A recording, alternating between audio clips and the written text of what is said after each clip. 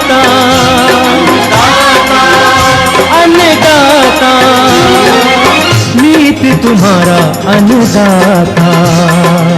पग पग पर है संग तुम्हारे अन्नदाता।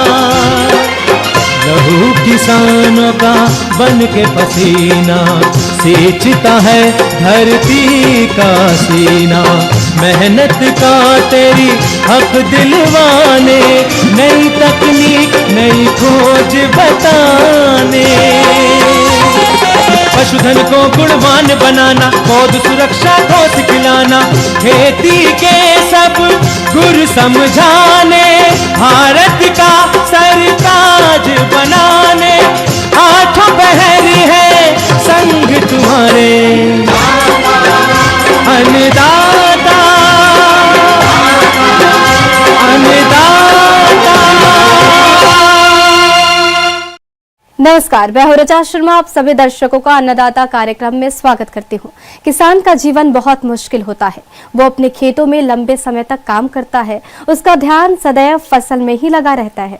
वो अपनी कड़ी मेहनत की ताकत पर अपना जीवन व्यतीत करते हैं। ऐसे ही किसानों की प्रगति के लिए हम खेती बाड़ी से जुड़ी कुछ महत्वपूर्ण जानकारियां आप तक लाते हैं। हर रोज सुबह आपके सामने हाजिर होते हैं। तो चलिए कार्यक्रम शुरू करते हैं और सबसे पहले देखते हैं क्या है आज के अन्नदाता में। फूलों से अच्छा उत्पादन लेने के लिए गेंदा की फसल में जरूरी कार्य। बरसात के मौसम में मुर्गियों की देखरेख का तरीका।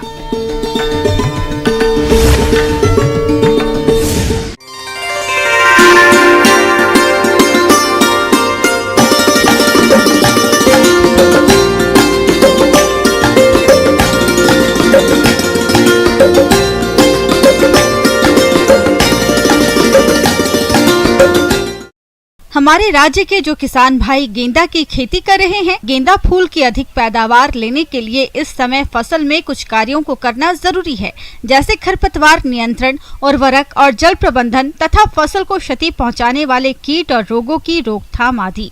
तो गेंदा फूल की फसल में इन सभी कार्यों को कब और कैसे करें, इस बारे में जानकारी के लिए मिलते हैं विषय विशेषज्ञ सूची गंगवार से।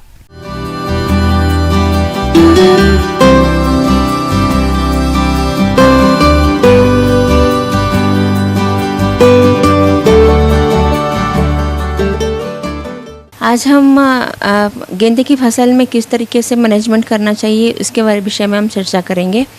किसान भाइयों, हम जानते हैं कि गेंदे की फसल को 2 सीज़नों में लगा सकते हैं। एक हमारा खरीफ सीज़न है, दूसरा रबी सीज़न है।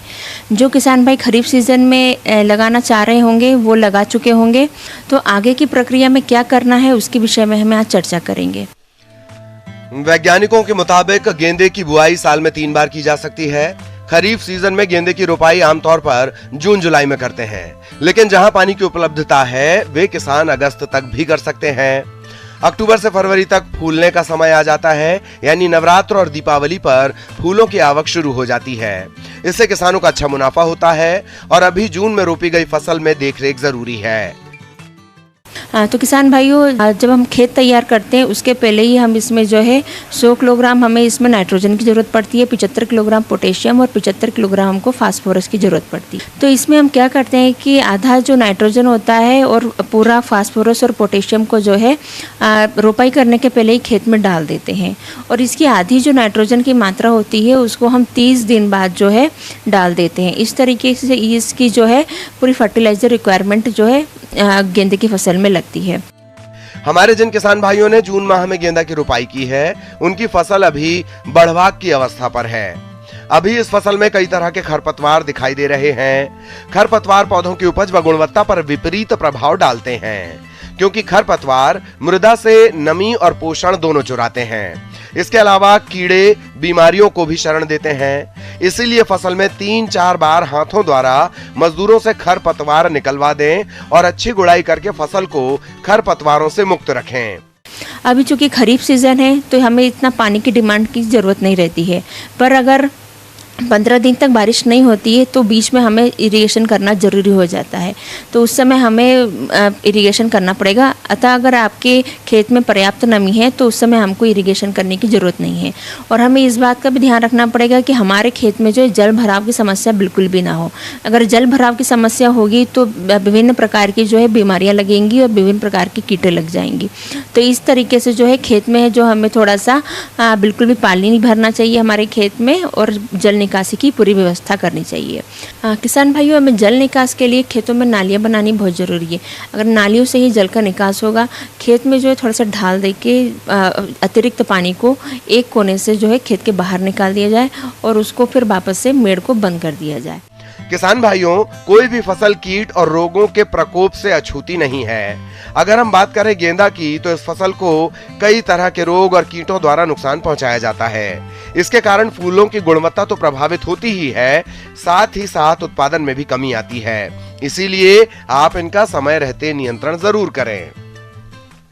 और दूसरा हमारा फिर एक और महत्वपूर्ण टॉपिक आता है इंसेक्ट का और डिसीज का।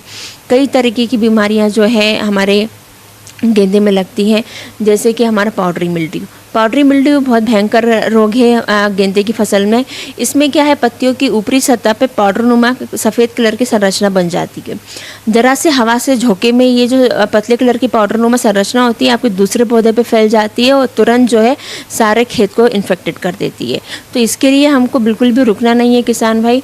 हमको जो सल्फ़र जो एक पाउडर आता है फंजीसाइड, उसकी 5 ग्राम मात्रा पर लीटर वाटर में डालकर हमें 15 दिन के इंटरवल में जो है हमको छिड़काव करना है। तो ये तो हमारी रोग की बात हो गई है। अब हम इसमें कीट कौन कौन से लगते हैं उसके विषय में हम चर्चा करते हैं। सबसे इसमें पहले लगता है थ्रिप्स नाम की कीट होती है, जो पौधों की पत्तियों से जो है इसका रस चूस के उसको ख़राब कर देती हैं।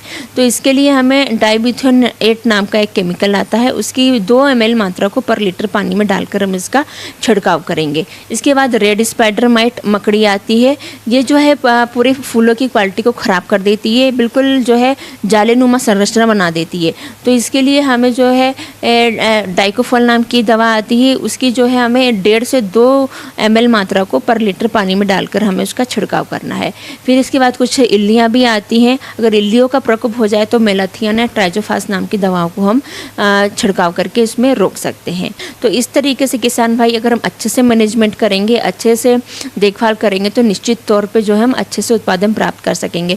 क्योंकि हम गेंदे को सिर्फ सजावट के रूप में और पूजा पाठ के रूप में ही नहीं, इसको हम ट्रैप क्रॉप के रूप में ही लेते हैं। हम लोग कई बार देखते हैं कि हम मेन फसल के चारों ओर बॉर्डर में गेंदे को लगा देते हैं, क्योंकि गेंदे का जो कलर होता है पीला कलर का होता है, नारंगी कलर का होता है। तो इसका फूल जो है इंसेक्ट को अट्रैक्ट करता है। आपके दूसरे जो मेन फसल में कीड़े मकोड़े लगते हैं, गेंदा अपनी ओर आकर्षित कर लेता है और आपकी मेन फसल जो है बच जाती है। तो इस तरीके से ये जो है एक ट्रैप क्रॉप का भी काम करता है। तो इस तरीके किसान भाई हम गेंदे का अच्छे से मैनेजमेंट करेंगे तो निश्चित तौर पे हमें अच्छे से उत्पादन प्राप्त हो।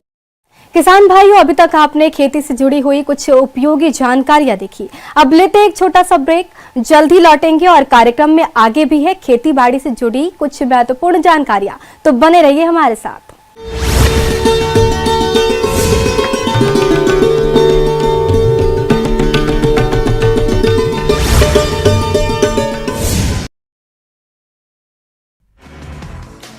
बाईस अगस्त को भोपाल दौरे पर आएंगे केंद्रीय गृह मंत्री अमित शाह। राष्ट्रीय शिक्षा नीति पर करेंगे चर्चा। विधानसभा सभागार में होगा कार्यक्रम।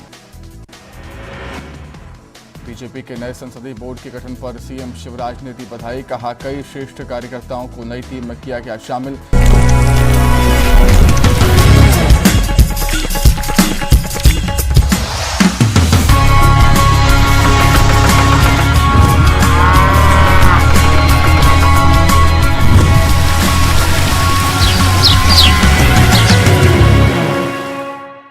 ब्रेक के बाद आप सभी दर्शकों का अन्नदाता में स्वागत है। चलिए अब रुक करते हैं अगली कड़ी की ओर।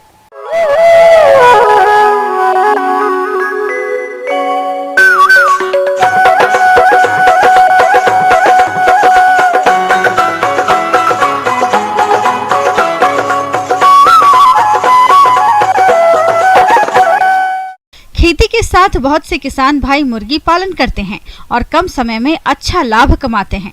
इस व्यवसाय की सफलता का मुख्य आधार है मौसम के अनुसार इनकी देखरेख, जहां पर किसान अक्सर लापरवाही कर जाते हैं, जिसके कारण मुर्गियां कई तरह की बीमारियों की चपेट में आ जाती है और सही समय पर इलाज न होने पर इनकी मृत्यु भी होने लगती है। तो मौसम के अनुसार मुर्गियों की देखरेख कैसे करें, इस बारे में जानते हैं पशु वैज्ञानिक से।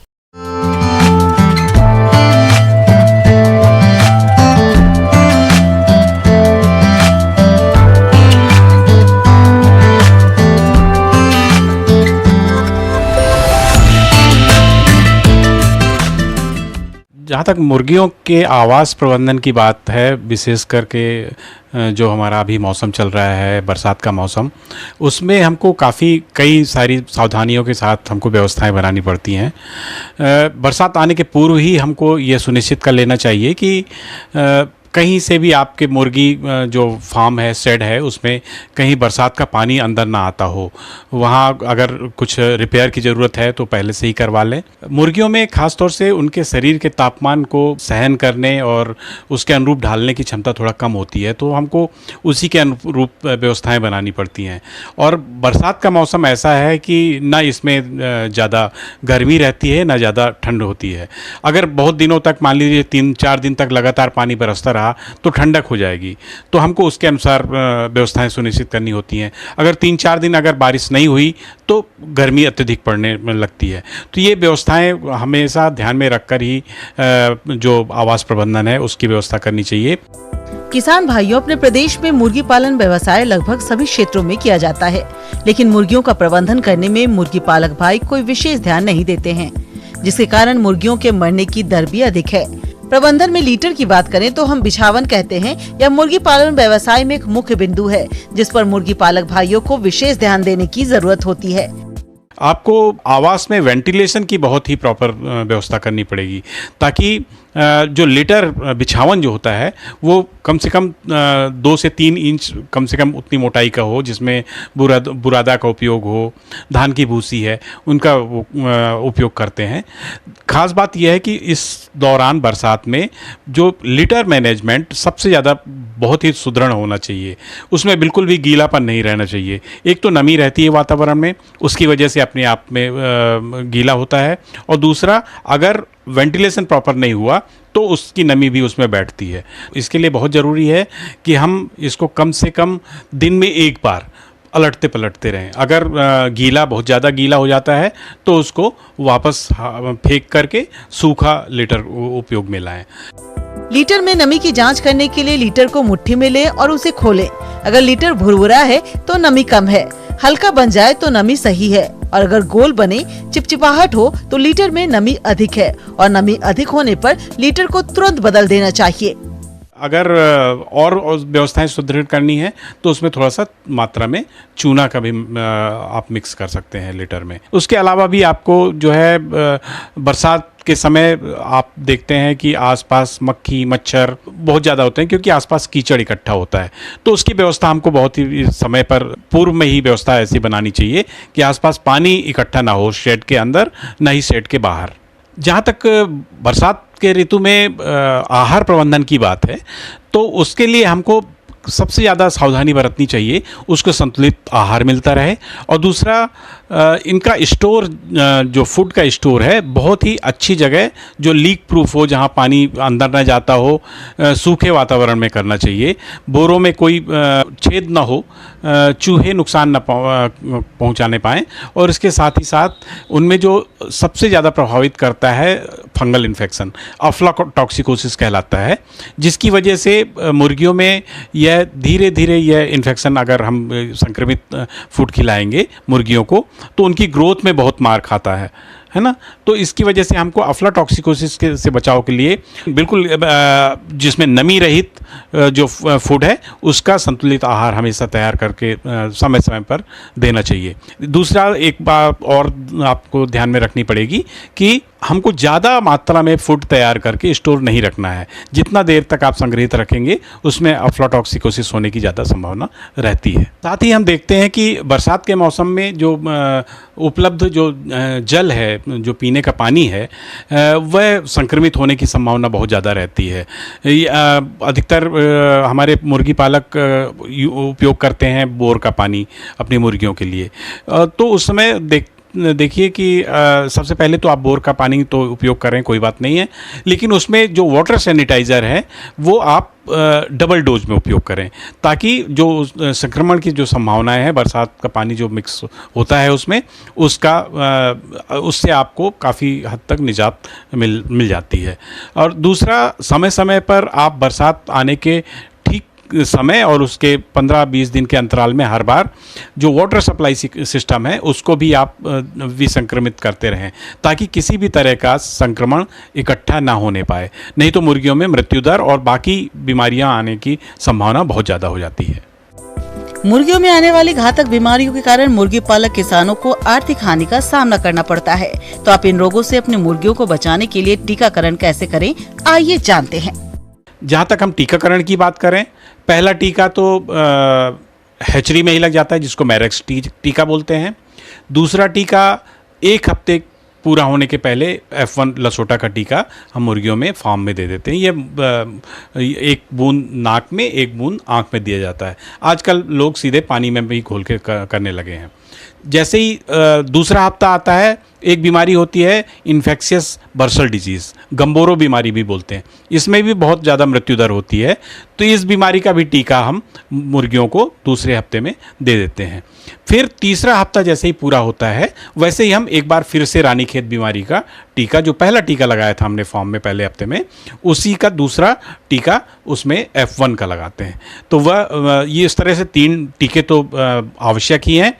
ऐसे इलाके, ऐसे क्षेत्र जहाँ पर गम्बोरो बीमारी बहुत ज़्यादा है, तो चौथे हफ्ते में गम्बोरो बीमारी का रिपीट टीका भी दिया जाता है। जो मुर्गी पालक भाई जो लेयर्स अंडे उत्पादन के लिए मुर्गियाँ पालते हैं, उनको आगे भी टीकाकरण जारी रखना पड़ता है। जैसे हम R2B का वैक्सीन करते हैं, जो रानीखेत बीमारी होती है, उसका टीका एक और 28 से 35 दिन के बीच में एक और देते हैं, और इसके बाद फिर गम्बोरो का एक वैक्सीन और दिया जाता है।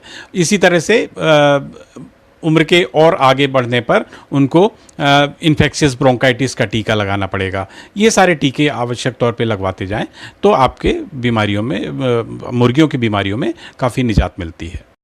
आगे और भी है खेती-बाड़ी से जुड़ी बहुत सी रोचक जानकारियां, पर यहाँ पर रुकेंगे एक और ब्रेक के लिए। जल्द हाजिर होते हैं।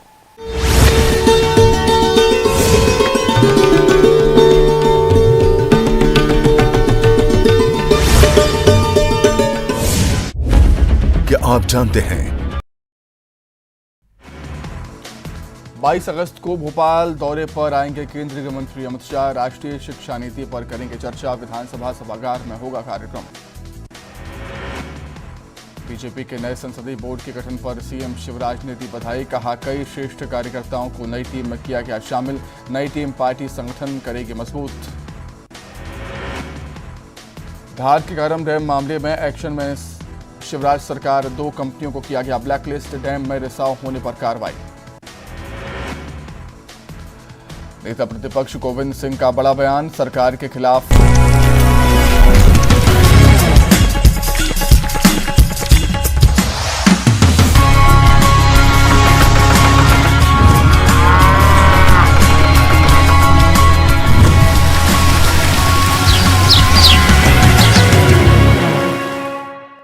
ब्रेक के बाद एक बार फिर से आप सभी दर्शकों का अन्नदाता कार्यक्रम में स्वागत है। बढ़ते हैं अगली प्रस्तुति की ओर।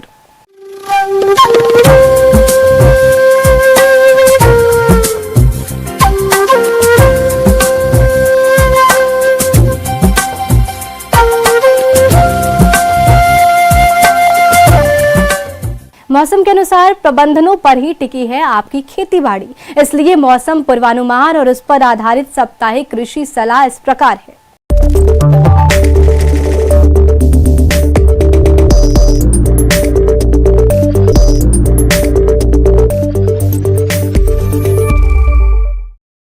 ग्रामीण कृषि मौसम सेवा इंदिरा गांधी कृषि विश्वविद्यालय द्वारा भेजे गए मौसम पूर्वानुमान रिपोर्ट के आधार पर छत्तीसगढ़ के किसानों को सलाह दी जाती है कि आगामी 3 दिनों के दौरान हल्की से मध्यम बारिश की संभावना है।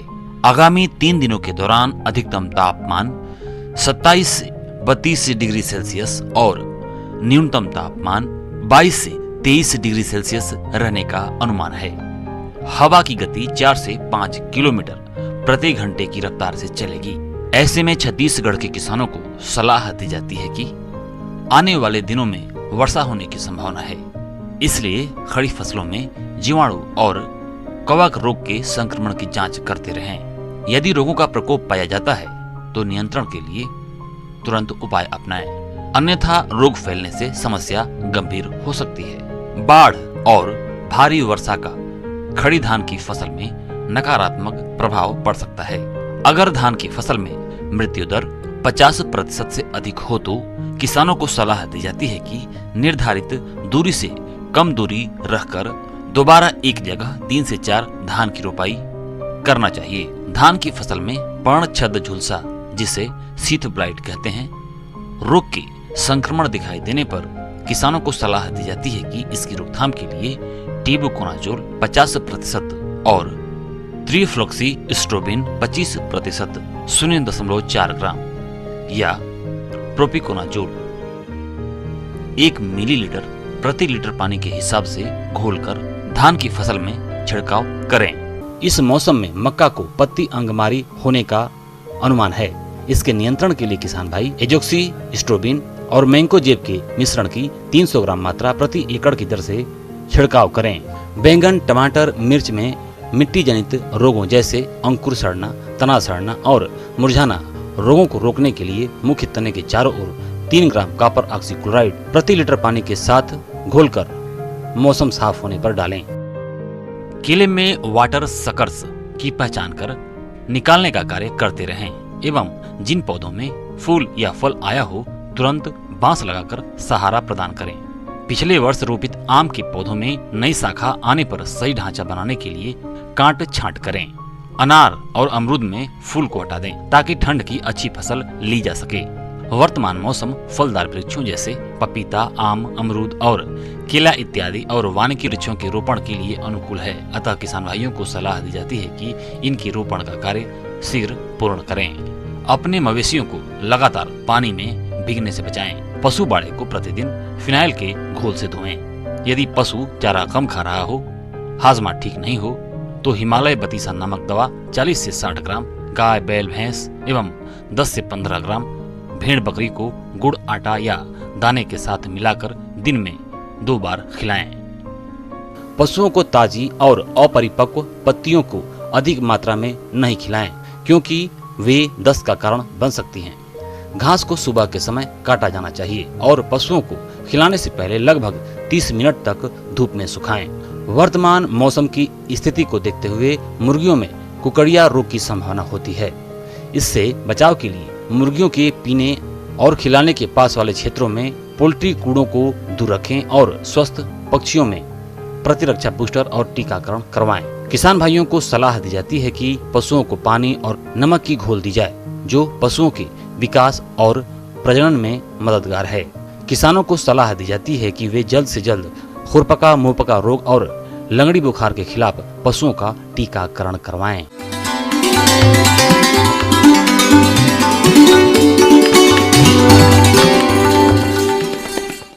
अन्नदाता हेल्पलाइन निःशुल्क फोन संपर्क सेवा के माध्यम से आपके द्वारा पूछे गए प्रश्नों में से 1 या 2 महत्वपूर्ण प्रश्न को हम अपने कार्यक्रम में शामिल करते हैं। इसी के तहत आज का चयनित प्रश्न और उसका जवाब इस प्रकार है।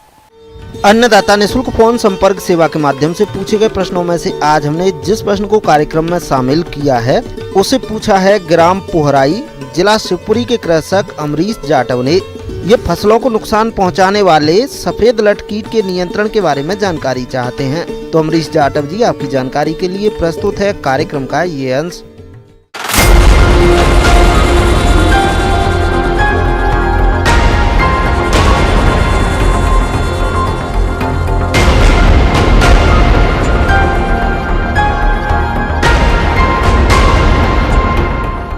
अभी अपने मूंगफली के खेत में खड़े हैं। खरीफ सीजन के अंदर जो मेन इंसेक्ट रहता है लट, उसकी बहुत बड़ी समस्या रहती है मूंगफली में, बाजरे में।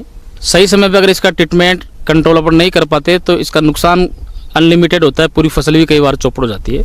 सफेद लट कीट मूंगफली, बाजरा, जवार, गन्ना, तिल फसलों की जड़ों को खाकर हानि पहुंचाती है। सफेद लट की सही पहचान करके समय पर रोकथाम करके किसान अधिक पैदावार ले सकते हैं। तो आज अपन बात करेंगे कि लट का जो जीवन चक्र है वो शुरुआत जैसे ही मानसून की प्रथम बरसात होती है 15 मई के बाद में 9 सेंटीमीटर से ऊपर, तो इसका जीवन चक्र चालू हो जाता है। स्टार्टिंग के अंदर ये भंवरा बनता है जिसको भृंग बोलते हैं अपने, तो ये पेड़ों पे इसका निवास होता है और शाम के टाइम पे अंडे देने की इसकी प्रक्रिया होती है गोदुली बेला के टाइम के ऊपर। सफेद लट कीट के लिए मानसून पूर्व या मानसून की पहली वर्षा के साथ जब प्रौढ़ शाम को बाहर निकलकर झुंड में उड़ान भरते हुए पोषक पेड़ों पर पहुंचे तो इन पेड़ों के नीचे प्लास्टिक सीट या चादर को बिछाकर पेट्रोमैक्स के प्रकाश में रात करीब 9 बजे लंबे बांस के डंडों से पेड़ की डालियों को हिलाकर प्रौढ़ नीचे गिराएं और उन्हें एकत्रित करके मिट्टी के तेल युक्त पानी में डालने पर नष्ट हो जाते हैं। इस कीट के प्रौढ़ भृंग प्रकाश पर अधिक आकर्षित होते हैं, तो रात में इन पोषक पेड़ों के पास प्रकाश प्रपंच लगाना चाहिए। रात 7 बजे से 10 बजे तक प्रकाश करने से प्रौढ़ों के प्रकाश प्रपंच में फंसने की अधिक संभावना रहती है, बाद में उन्हें नष्ट कर दे। इस तरह समेकित उपायों को अपनाकर किसान सफेद लट कीट का नियंत्रण कर सकते हैं।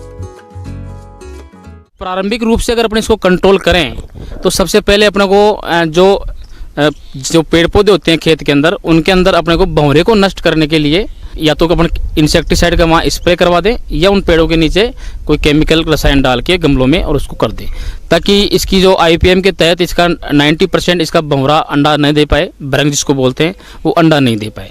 इसके बाद में भी कई बार अपने देखते हैं कि इसका मतलब काफ़ी संख्या में इसकी जनरेशन ज़मीन के अंदर पैदा हो जाती है, तो उस समय सबसे बढ़िया ट्रीटमेंट अपना यही रहता है कि जैसे ही अपने को लगे वही लट का अटैक है तो अपन क्विनाल फोस 25 EC 4 लीटर प्रति हेक्टेयर के हिसाब से खेत के अंदर ब्रॉडकास्ट करवा दें और पानी पिला दें, जिससे ये आसानी से कंट्रोल इसको किया जा सकता है। और IPM के तहत दूसरा सिस्टम ये कि जैसे जो लट है, मान लो अपन ने लाइट ट्रैप लगा दिए तो भी लाइट ट्रैप के हिसाब से भी इसके नर और मादा को अट्रैक्ट करके अपने इसकी संख्या को कम कर सकते हैं।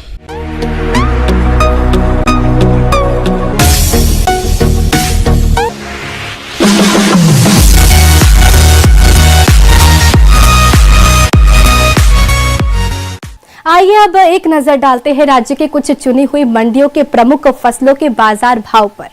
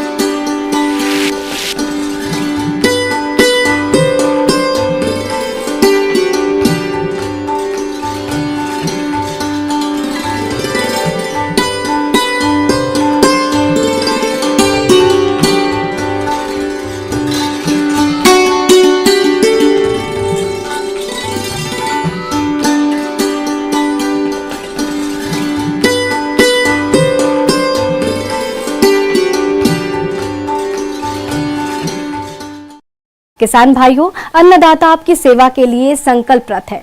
कृषि संबंधित समस्या और सुझावों के लिए आप हमें इस पते पर संपर्क भी कर सकते हैं।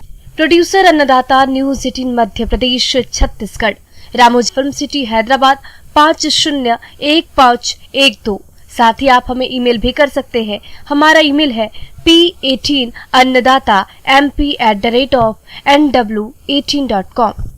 इसके अतिरिक्त आप हमें निःशुल्क हेल्पलाइन नंबर 180088921663 पर सोमवार से शनिवार सुबह 10 से शाम 4 बजे के बीच संपर्क कर सकते हैं। किसान भाइयों, अब समय हो रहा है आपसे विदा लेने का, तो हमारी अन्नदाता टीम को दीजिए इजाजत। कल फिर आपसे होगी मुलाकात कृषि संबंधित कुछ और महत्वपूर्ण जानकारियों के साथ। नमस्कार।